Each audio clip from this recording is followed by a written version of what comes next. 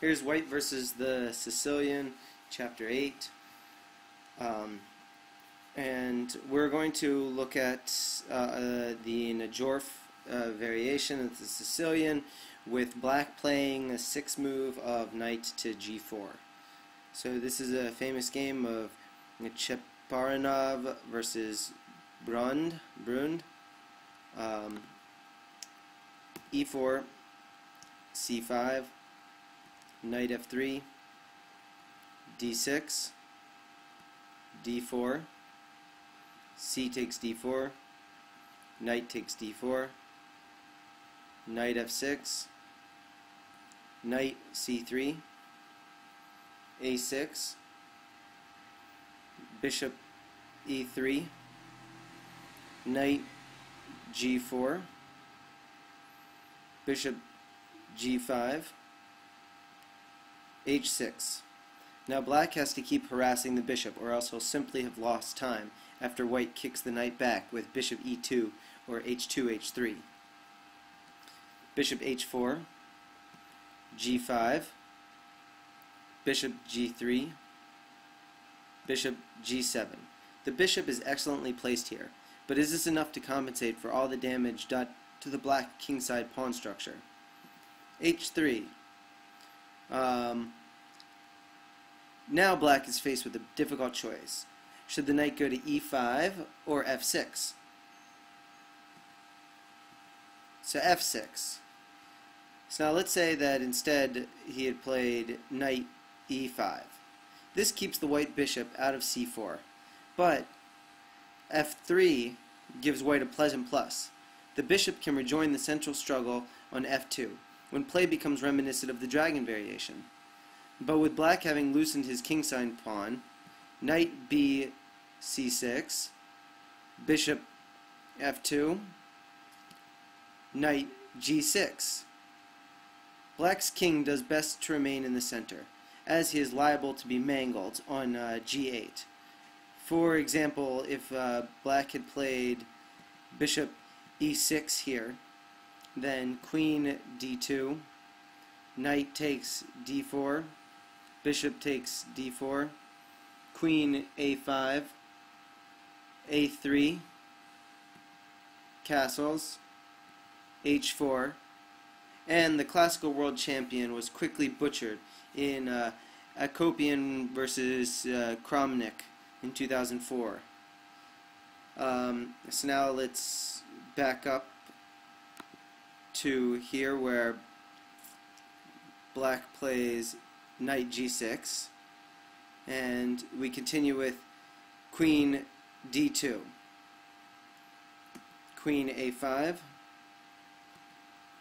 queenside castle, bishop e6, king b1, rook c8, knight d5, frustrating Black's bid for counterplay by exchanging queens.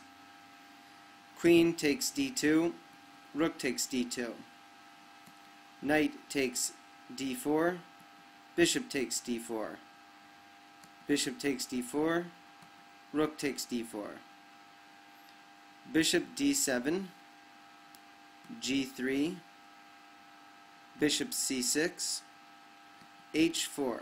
And White had a small but persistent edge, and this was a game Jormali versus Rosen in a British Championship. So that all of that was if Knight played this move of e5. So now let's say he doesn't make that move, and instead he does what seems to be better of knight f6. So here we follow with bishop c4, which is a direct attacking move endorsed by Kasparov. Now here a move like f3 is less attractive, as Black has the option of knight h5 at some point, followed perhaps by bringing the knight to f4.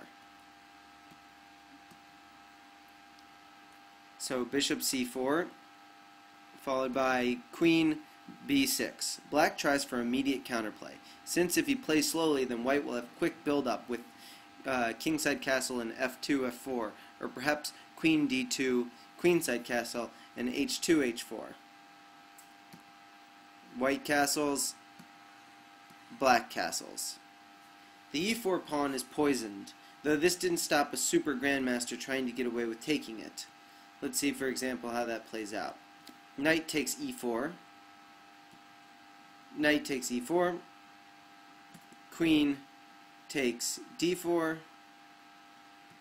knight takes d6 check, e takes d6, queen e2 check,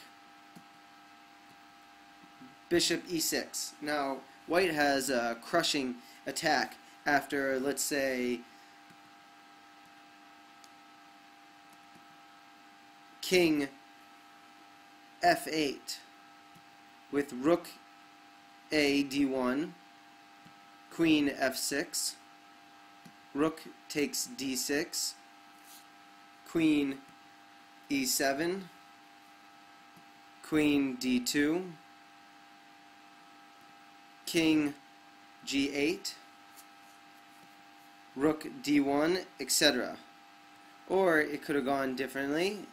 It could have been played as, let's see, as bishop e5, rook a d1, queen c5, rook d5, and e5 drops.